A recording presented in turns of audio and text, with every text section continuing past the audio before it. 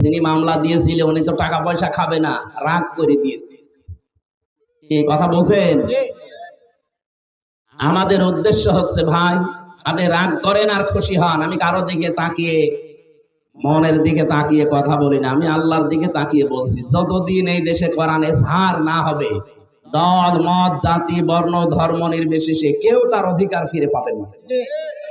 এটা ফিরে পাওয়ার জন্য কোরআনে কারীমকে এজহার করাই লাগবে। কারণ ওমান হাকামা বিহি আদালা, যারা কোরআন দিয়ে বিচার করে তারা শুধু ন্যায় বিচার কায়েম করতে পারে, তাছাড়া কেউ কোরআনের বাইরে গিয়ে ন্যায় বিচার কায়েম করতে পারে না। হয় অবিচার হবে তার মনের অজান্তে, অথবা সে জেনে শুনে অবিচার করবে। আমি সিঙ্গাপুরে একটা বক্তব্য দিয়েছিলাম,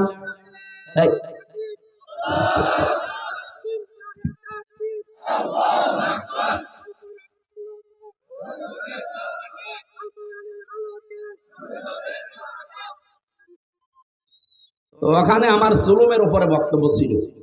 এখান থেকে যারা পালিয়ে গেছে ওই সময়, এই জালেমরা ওই দেশে প্রশাসনে যারা স্বরাষ্ট্র মন্ত্রণালয়ের দায়িত্বে আছে তার কাছে অভিযোগ দিয়েছে যে ওনার নামে দেশে মামলা ছিল, উনি সন্ত্রাস বিরোধী মামলার আইনের আসামি, ওনাকে এই দেশে আপনারা ঢুকতে দিয়েছেন।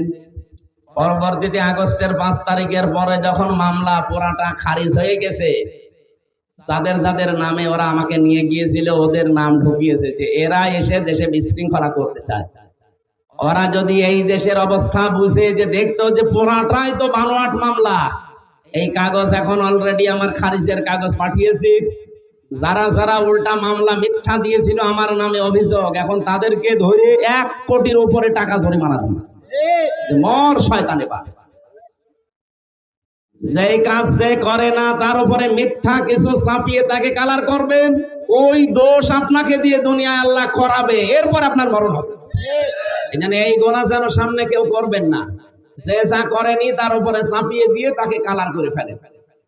আপনি কি আমাকে যে দোষটা দিলেন, এই দোষ আমি জানতাম? ছাতা আমাকে দিয়েছিল আনসারুল্লাহ বাংলা টিমের প্রধান, আমি সারা বাংলাদেশে কি এটা আমি জানি না। পোড়া ডাহা একটা মিথ্যা জিনিস দিয়ে 3টা বছর আপনি আমার জীবন থেকে নষ্ট করে দিলেন।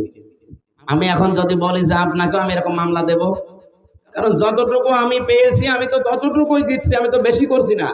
আপনি সহ্য করতে পারবেন?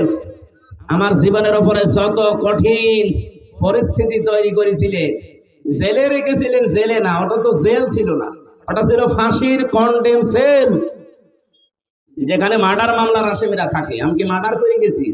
আমার সন্দেহ ভাজন ধরেছিলেন, আর রেখিলা রাখলেন কোথায়?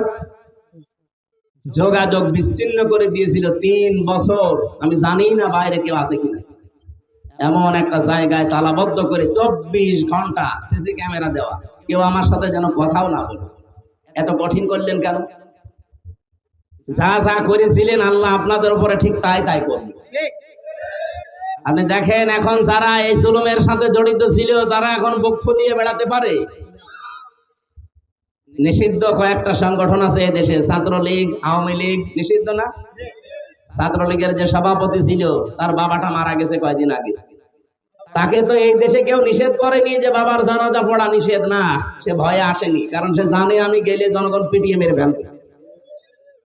মালয়েশিয়া যে আমি যে হোটেলে ছিলাম, নিচে নেমে দেখি 2 শয়তান বসে বসে চা খাচ্ছে। কি গো এখানে? তো হুজুর আমরা আগেই পালিয়েছি। আপনি আগে পালালেন কেন?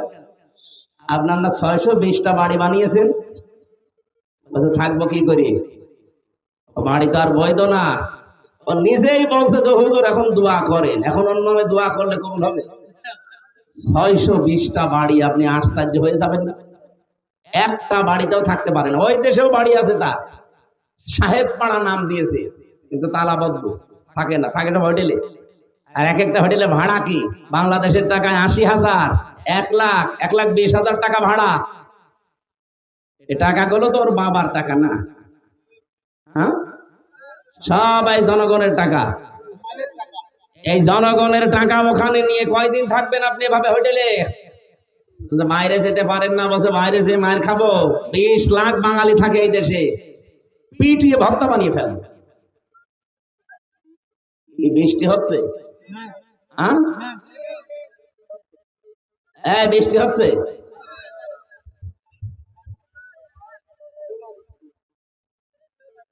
কালকে একবার সে রাজবাড়িতে বৃষ্টির পানি মাথায় পড়ে আমার যে ঠান্ডা জ্বর এসে গেছে, এখানে দরকার একটা ছাতা দিয়ে। আমরা আর বেশি বিস্তারিত বলতেও চাচ্ছি না। মূল শিক্ষা আমার আজকের ছিল, যেহেতু আর 14 দিন পর একটা দিবস আসতেছে। কি দিবস?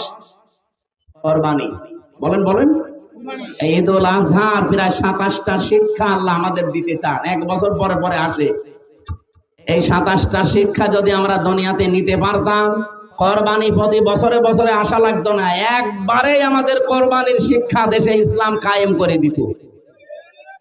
আমরা যেহেতু বিস্তারিত যদি বৃষ্টির কারণে বলতে নাও পারি, আমার ওই যে গাড়ি আছে, আমার লিখিত বই পাবেন মেয়েদের দাম্পত্য জীবনের উপরে, পারিবারিক জীবনের যে কলহ ঝামেলা চলে, এগুলো মিটাতে হয় কি কি করে, কোরআন দিয়ে লেখা আছে। ওটা নিয়ে মেয়েকে, বউকে, মাকে, ফুপুকে এদেরকে পড়তে দেবে। ওই গাড়ি থেকে নিয়ে যেয়ে পড়াবেন। আশা করছি 120 পৃষ্ঠা লিখেছি, কাজে লাগবে আপনাদের। শিক্ষিত মানুষের জন্য একটা বই আছে সৃষ্টি নিয়ে, যারা লেখাপড়া করেন, গবেষক যারা চিন্তা ভাবনা করে পড়েন, তারা ওইটা নেবেন।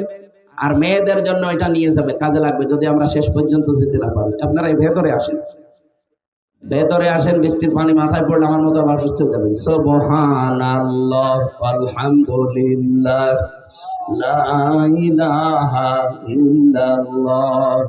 আসলে শীতের সময় ছাড়া এই সময় একটা রিস্ক হয়েছে, তখন বৃষ্টি চলে আসে, এই যে মাথায় পানি পড়ছে, হবে না।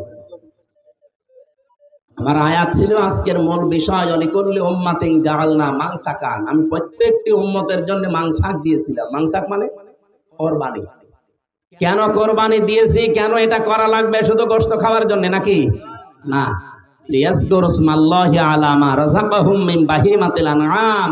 রিজিক হিসাবে যেগুলো আল্লাহ দিয়েছে, এটা সবাই করার সময় যেন নাম উচ্চারণ হয়। কার? এ কোন নাম? ওইটা আমি এসএম-এর ব্যাখ্যা করছিলাম। আমরা আবার সামনে যদি কোনো জায়গায় এই মুরব্বী আমরা নিয়ে আসতে চাই, যদি আসি আবার কথা বলবো। 1 ঘন্টা চলছে, আমরা আর এই বৃষ্টির কারণে বলতে পারছি না। আল্লাহুম্মা আমিন। লা হাওলা ওয়ালা কুওয়াতা ইল্লা বিল্লাহিল আলিয়্যিল আযীম।